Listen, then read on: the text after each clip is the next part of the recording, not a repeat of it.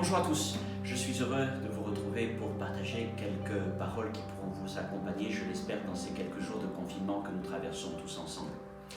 Il y a quelques années, alors que, avec la famille, nous traversions une période un peu particulière de notre vie, j'ai découvert dans l'Épître aux Hébreux une parole qui m'a interpellé et qui est devenue pour moi comme un soutien dans ma foi, un encouragement dans les moments parfois un peu difficiles que je pourrais traverser.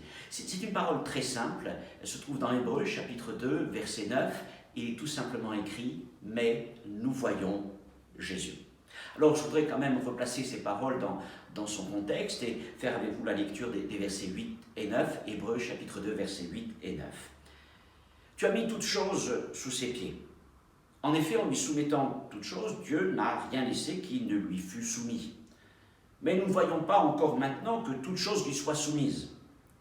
Mais nous voyons Jésus, qui a été abaissé pour un peu de temps au-dessous des anges, et nous le voyons couronné de gloire et d'honneur à cause de la mort qu'il a soufferte, afin que, par la grâce de Dieu, il souffrit la mort pour tous. Mais nous voyons Jésus.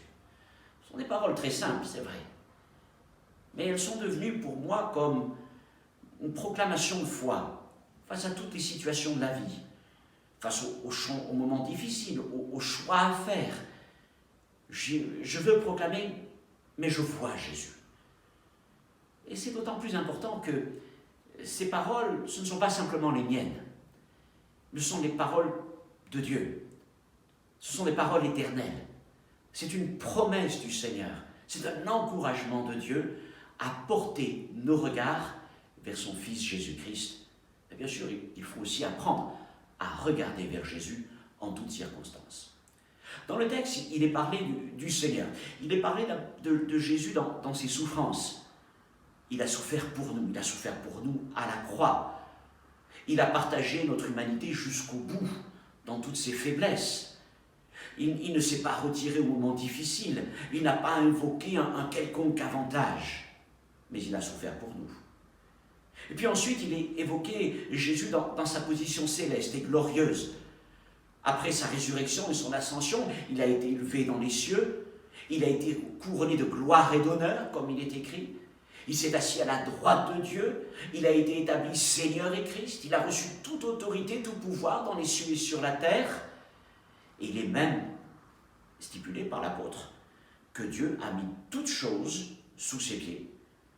Et il rajoute même, en lui soumettant toutes choses, Dieu n'a rien laissé qui ne lui fût soumis. Il n'a rien laissé.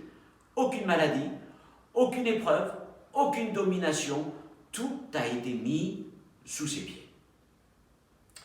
Alors ça, c'est la réalité spirituelle, céleste, invisible et éternelle.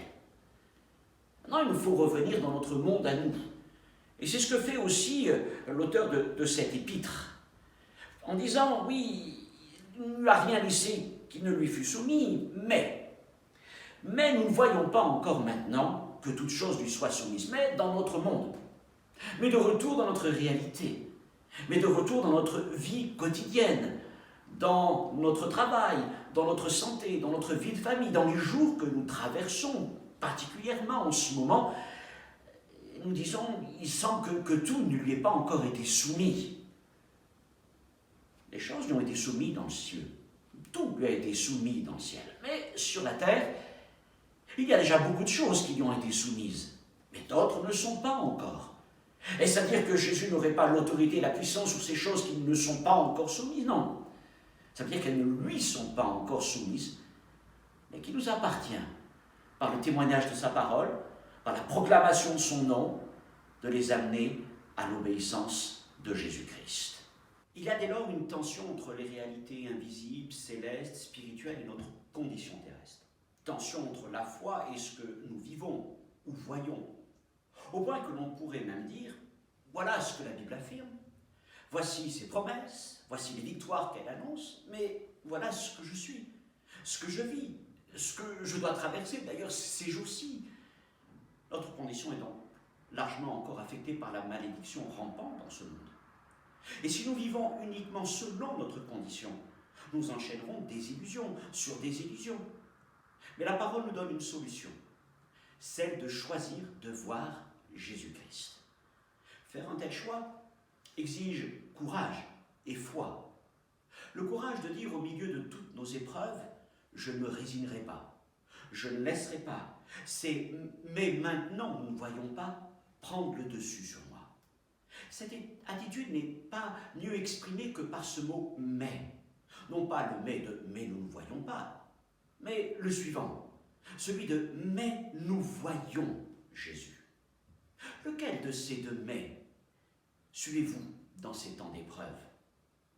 Mais est un petit mot très commun, sauf que lorsque nous rencontrons la maladie, l'angoisse, la déception, prononcer le mais de « mais nous voyons Jésus » réclame tellement de force que nous avons besoin de toute l'assistance du Saint-Esprit pour cela. Il devient alors comme un cri s'élevant jusqu'à Dieu. Oui, mon Dieu, c'est vrai que je ne vois pas les choses telles que je les souhaiterais, et même telles que tu m'as promis qu'elles devraient être. Mais je choisis de ne pas m'arrêter à voir les choses telles qu'elles sont dans cette réalité, et avec toute ton aide, toute ta force, je veux dire « mais ». Un mais qui refuse la résignation, qui repousse la peur, qui regarde vers le ciel, qui est un cri de foi vers toi. Ça ne veut pas dire que tous nos problèmes, toutes nos épreuves vont disparaître en un instant, mais que même si je ne vois pas encore, comme le dit le texte, la guérison, la délivrance, la fin de mes épreuves, et même s'il n'y a aucune lumière d'espérance dans cette réalité, je ne me laisserai pas asservir, vaincre, écraser par elle. Au contraire, je relève par la foi ma tête et avec l'aide du Saint-Esprit, je commence à voir une lumière que nul ne peut éteindre. Je peux voir Jésus. Oui, je vois Jésus. Regarder vers Jésus, au lieu de rester figé sur notre condition, c'est choisir la foi, la vie et la victoire. Peu importe l'épreuve, les ténèbres, il demeure là. Jésus est toujours présent, c'est sa promesse. Nous pouvons voir Jésus dans son humiliation, ses souffrances, portant nos douleurs et nos péchés à la croix. Nous pouvons le voir dans son agonie et réaliser que Jésus nous comprend parfaitement dans les épreuves que nous traversons. Voir Jésus dans cette situation, souffrant à la croix, c'est notre consolation. Nous pouvons aussi voir Jésus ressuscité, élevé, glorifié et dans toute sa puissance.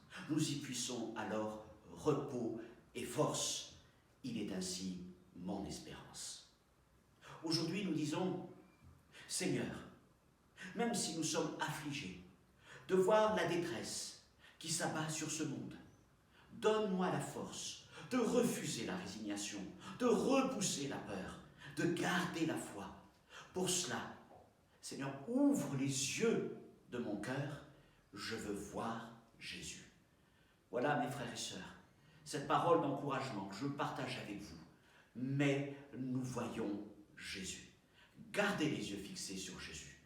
Il est l'auteur, le consommateur de notre foi, son soutien de chaque instant. Il est fidèle, il demeure à nos côtés et ne nous a pas laissés. Que Dieu vous bénisse et vous encourage encore à une prochaine fois. Au revoir.